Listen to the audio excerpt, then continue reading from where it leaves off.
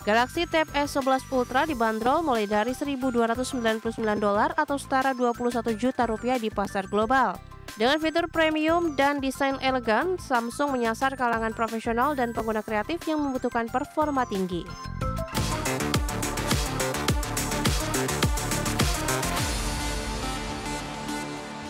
Pemirsa, Samsung resmi meluncurkan Galaxy Tab S11 Ultra sebagai tablet premium terbaru. Pemirsa, produk ini hadir dengan layar Super AMOLED 14 inci, kemudian chipset yang juga canggih.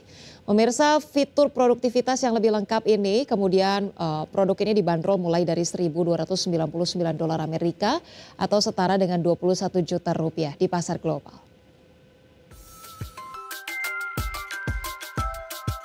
Galaxy Tab S11 Ultra hadir dengan layar Super AMOLED berukuran 14 inci, resolusi tinggi, serta refresh rate 120 Hz.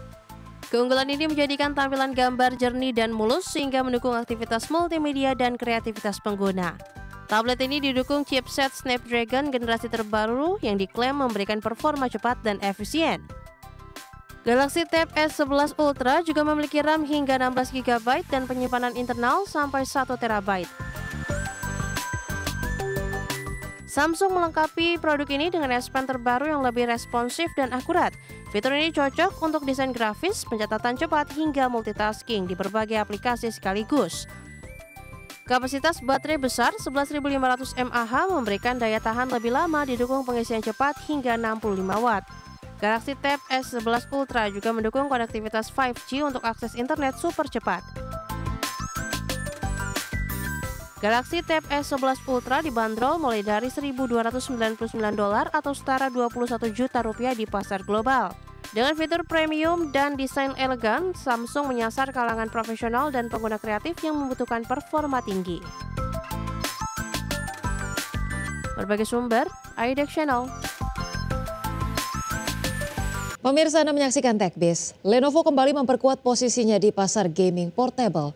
Perusahaan teknologi ini meluncurkan Legion Go 8.8 generasi kedua dengan sistem operasi Windows.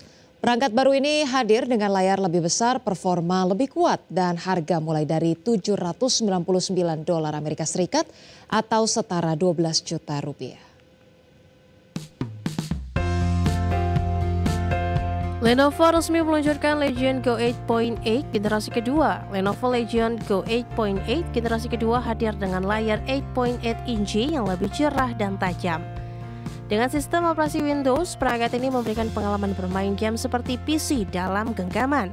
Performa Legion Go didukung prosesor AMD Ryzen generasi terbaru dan grafis RDNA 3. Hal ini membuatnya mampu menjalankan game AAA secara lancar tanpa kompromi kualitas. Legion Go generasi kedua juga menyertakan controller yang dapat dilepas mirip dengan Nintendo Switch. Fitur ini memberikan kebebasan bagi gamer untuk bermain dalam berbagai mode. Baterai yang lebih besar menjadi nilai plus dari Legion Go, memungkinkan gamer menikmati waktu bermain lebih lama tanpa khawatir cepat kehabisan daya. Lenovo juga menyertakan teknologi pengisian cepat untuk efisiensi. Lenovo Legion Go 8.8 generasi kedua dijual dengan harga mulai $799 Amerika atau sekitar 12 juta rupiah. Perangkat ini sudah tersedia secara global dan siap menjadi pilihan baru bagi penggemar gaming portable. Berbagi sumber, iDeck Channel.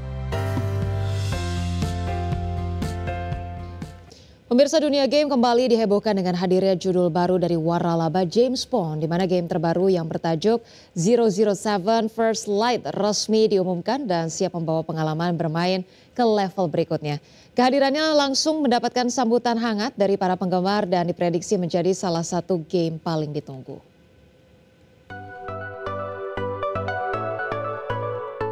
Dunia game kembali dihebohkan dengan kehadiran judul baru dari waralaba ikonik James Bond. Game bertajuk 007 First Light merupakan entry terbaru yang menghadirkan petualangan agen rahasia paling terkenal di dunia. Game ini dikembangkan untuk memberikan perspektif baru terhadap karakter James Bond melalui jalan cerita yang segar dan menegangkan.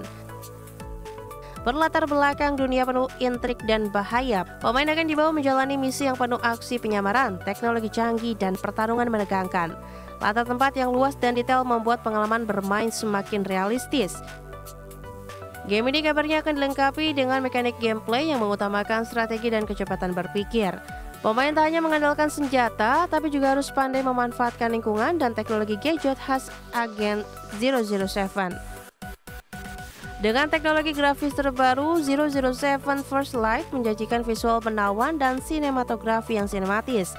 Hal ini membuat setiap misi terasa seperti menonton film James Bond yang ikonik, namun dalam format interaktif. Meskipun tanggal rilis resmi belum diungkap, antusiasme gamer dan penggemar James Bond sudah sangat tinggi. 007 First Light diprediksi menjadi salah satu game paling ditunggu dalam beberapa tahun ke depan. Berbagai sumber, iDeck Channel.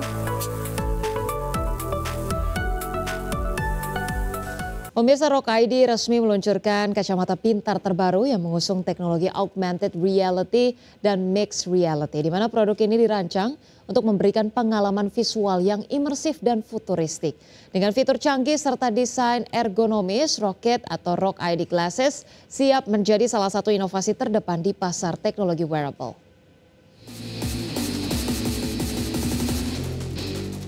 Rocket resmi meluncurkan kacamata pintar terbarunya, Rocket Glasses, yang mengusung konsep augmented reality and mixed reality dalam satu perangkat.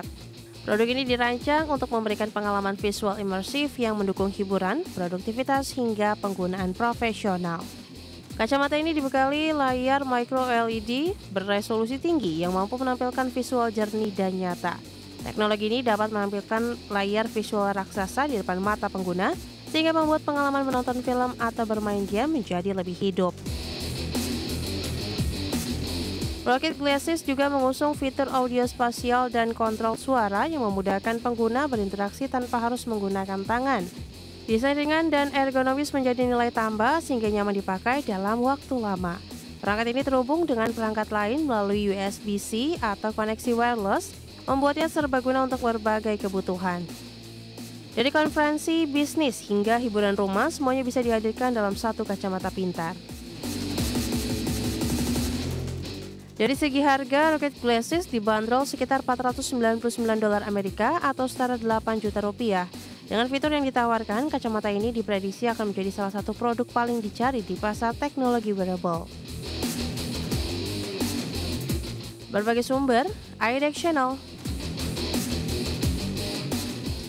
Sementara itu, pemirsa, dari sektor industri, Kementerian Perindustrian menegaskan terus mendorong kebijakan dan program prioritas sektor industri di tahun 2026 yang secara masif mendukung perekonomian nasional. Menteri Perindustrian Agus Gumiwang Kartasasmita menegaskan kontribusi industri manufaktur terhadap PDB nasional ditargetkan bisa mencapai 18,66%, di mana industri pengolahan non-migas ditargetkan bisa tumbuh 6,52% pada tahun 2026.